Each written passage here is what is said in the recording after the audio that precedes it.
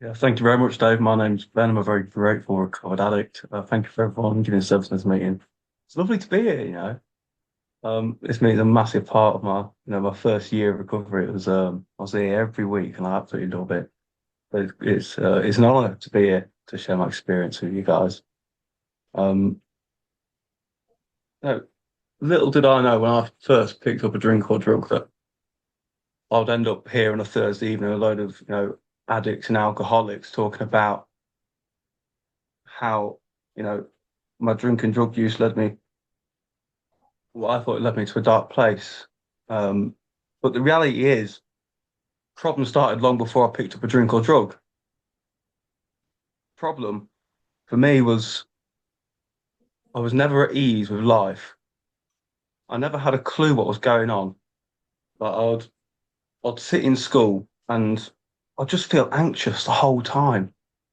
I had this like impending sense of doom constantly. I could never sit still.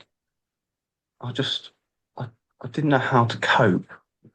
And I found something that worked, right? And that was acting out, seeking validation from other people.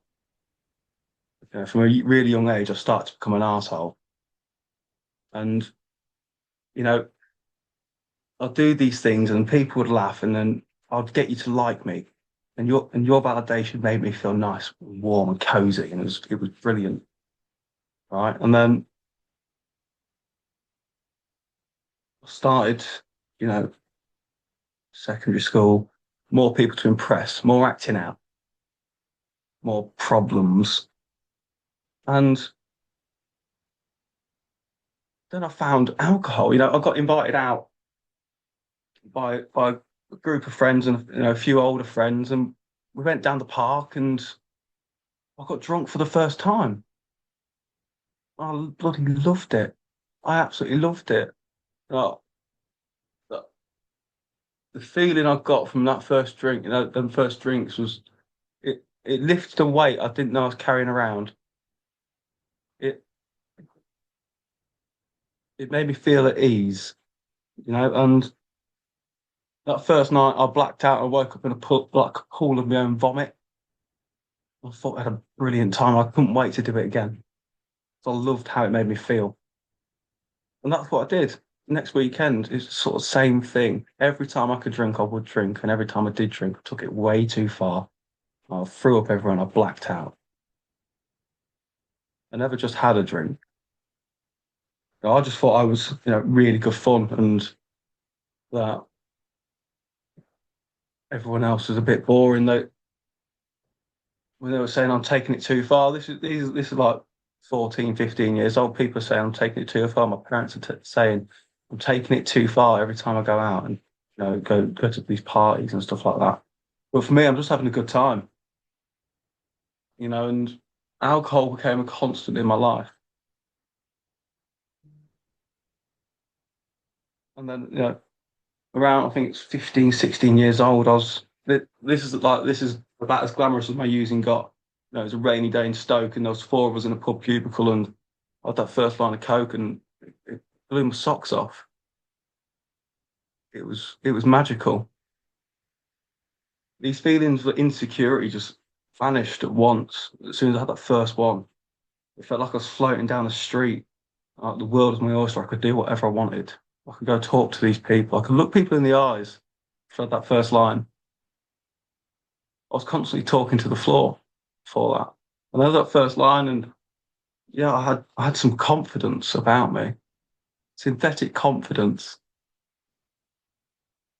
and the effects were just magical, absolutely magical for a time. And it was the same with the alcohol. I couldn't wait to do it again. So the next weekend, I got a bag. It started off with friends at football games and in pubs. And I'd be lying to you if I said I didn't have a good time because I did. Some of it was fucking brilliant. Um, but at some point, I don't know when, I crossed that line in the sand and I wasn't able to stop. There was no, real explanation for why this was. And I had a great upbringing. And my parents now are still together. I had everything I wanted. So there's no reason for me to be doing this, but yeah, I am. And then, by the time I finished school, I was using near enough every day.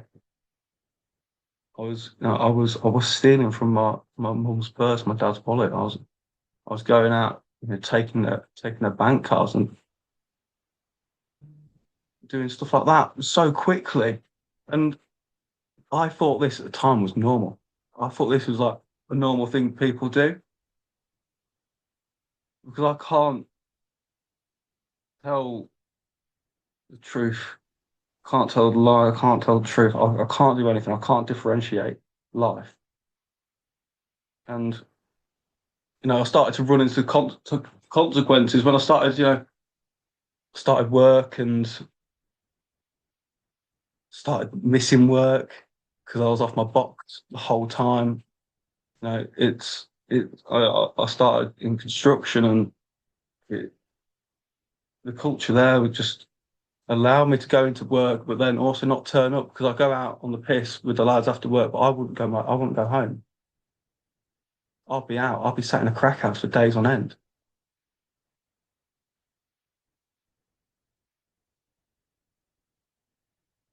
And I thought I could stop.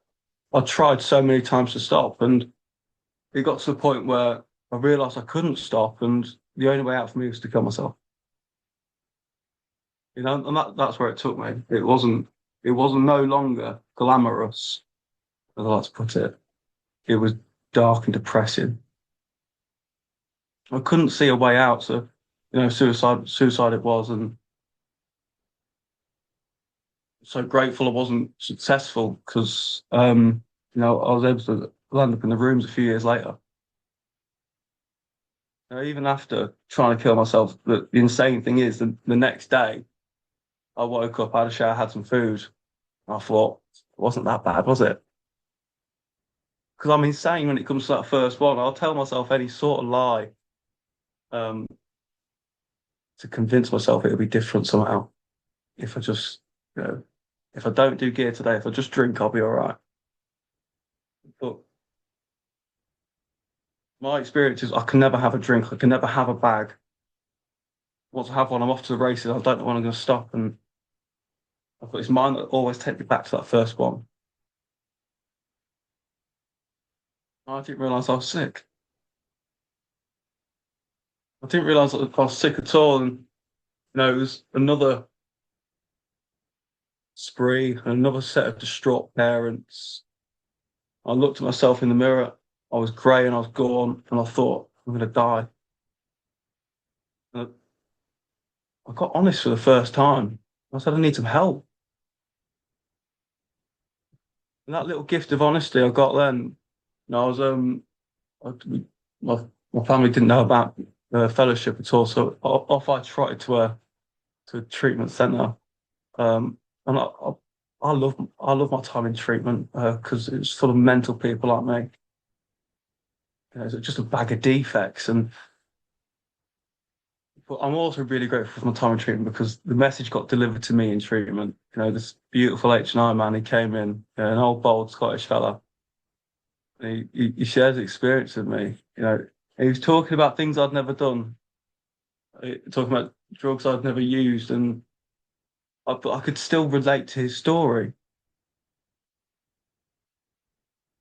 He started talking about, going to meetings and getting a sponsor and going through the work and how his life has changed dramatically as a direct result of doing this stuff. And then when I came out of that treatment centre, I've been fed, I've been watered for 28 days, locked away from society, and I came out and thought, "Oh, these meetings sound a bit much." So I came out on a Wednesday, and so I was procrastinating, but this this this this CA thing kept cropping into my head. And I told my mum about it, and she said, "Well, you best go to a meeting then." Well, I said, "Oh, all right, okay." After a bit of to and fro. I came to that my first meeting, and it's turned out to be the best thing I've ever done in my life, absolutely hands down. Um, I arrived at that meeting, and I got given a really strange long hug from an old man who told me it's going to be all right, and I don't have to drink or use again, no matter what. Um, and so far, it's been true for me. No matter what, I've not had to pick up a drink or a drug, no matter how I feel. And I walked into that meeting, all these people were laughing and smiling, and they were happy and they were sober, which I didn't think was possible because when I was sober before having a program in my life, I was miserable. I hated everyone, and it was everyone else's fault that I felt like this. I'm such a victim. And then, I heard in that meeting there was a man shared his experience, and it was just filled with hope. And he talked about getting a big book and a sponsor, going through the work, having a spiritual awakening. And then every single person in that room said the same things: get a sponsor, get a big book, go through the work, have a spiritual awakening. So for the first time in a long time, I did what I was told. I got a sponsor, and I didn't realise what I got myself in for. Really, he sort of kidnapped me. To be honest, he said, "Oh, you knew? Have you got a sponsor?" And I said, "Yes and no." And he said, "Well, are you done? Are you willing to go to your lengths?" And I said, "Yes and yes." And he said, "Brilliant. Call me at 7:30 in the morning. Send me a gratitude list. Pray and meditate." And I did. There was a bit more to it than that, but that was essentially the conversation. Started to do these things, and the prayer thing was. I was a bit reluctant to pray. I'll be lying if I said I was really looking forward to doing it, but I started doing it, and I didn't know I was praying to. I was just asking for a clean and sober day. That step 3 prayer, step 7 prayer, step 11 prayer every morning. Like 5, 10 minutes meditation, and he's calling on time, writing a gratitude list, calling other people and asking them how they are. In response to make one mistake, he said, "Call me if you need anything." And the bloke had 6 phone calls a day for the first 60 days because I was absolutely insane. Um, and we started to go through the process of the steps. I'm not going to go through all the steps because that's very experienced, but I've got countless, of my own experiences that show I've got I'm powerless, absolutely powerless. You know, when I was 18, I had to have surgery on my kidneys because they were fucked, right? And the doctors told me don't drink or use, don't drink and definitely don't do drugs. And do you know what I did when I came out of that hospital? I picked up some drugs and I got pissed. That's powerlessness. My life's in tatters, it's burning. Right. I cannot turn up for anyone when it matters. Can't turn up for myself, can't turn up for my family, I can't turn up to work. And internally, I'm all over the shop. Most of the time, I'm angry and miserable. That's pretty unmanageable. That's what he said to me. And so he said, you need to get power in your life.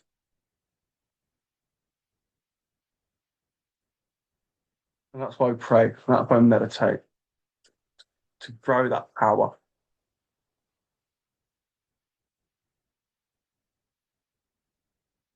But I did have a fundamental objection to step 2, which where they said I was insane.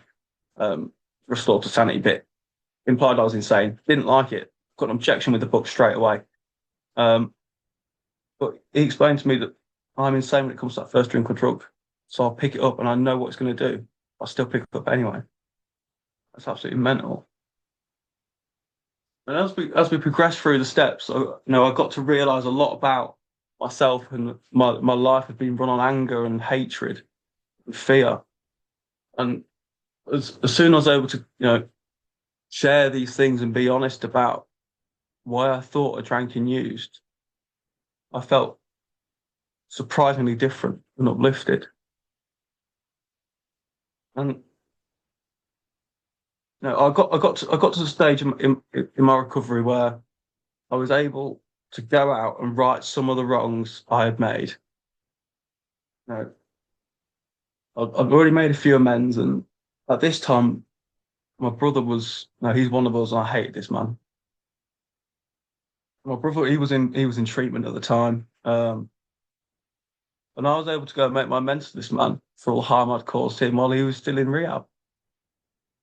On one of these little family days, uh, I got to go and make things right, and as a result, that one amends,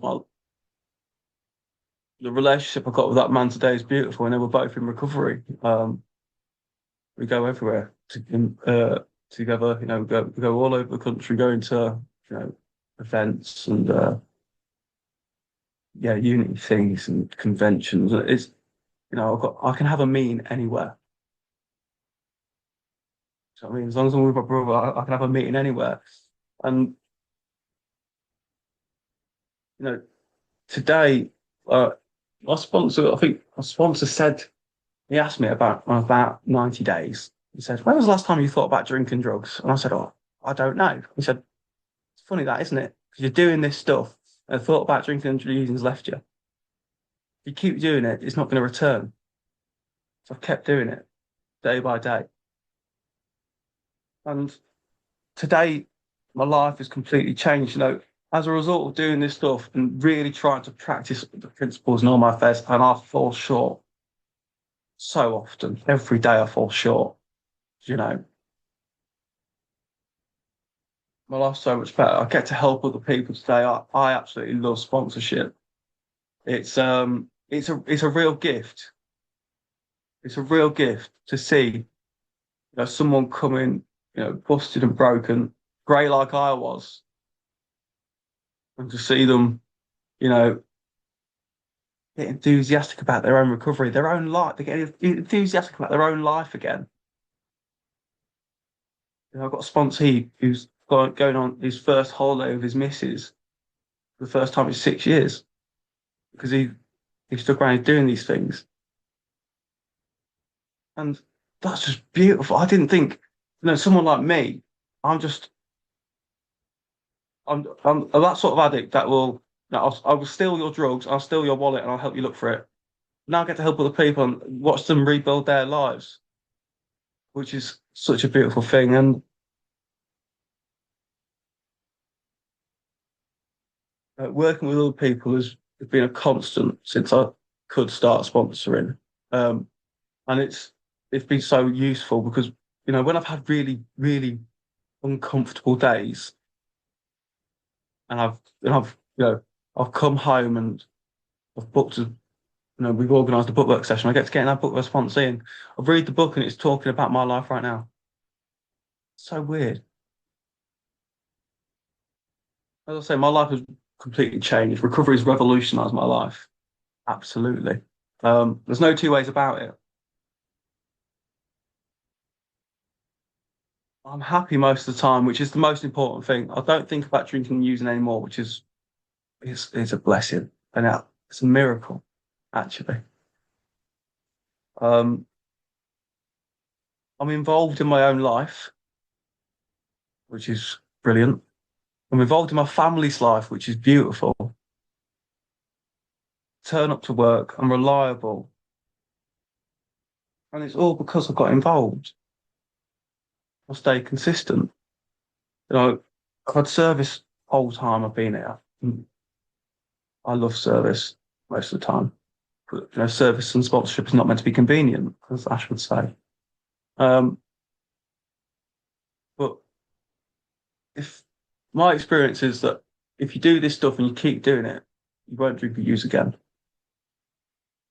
If you are new and you want a way out, there is one. There absolutely is a way out. And to be honest, it's a lot easier than smashing the shit out of yourself for, a few more years until you die. Today I've got some wonderful people in my life thanks to this program. People I've seen on these celebrity squares I speak to now, I speak to them every week. They're very good friends of mine now, and I didn't have anyone, I thought, but it turns out I've got a whole fellowship that's just waiting for me to find them. I found them now. If you are new, get a big book, get a sponsor, get through the work. Have a new experience of life because you do deserve it. And thank you very much. I will leave it there.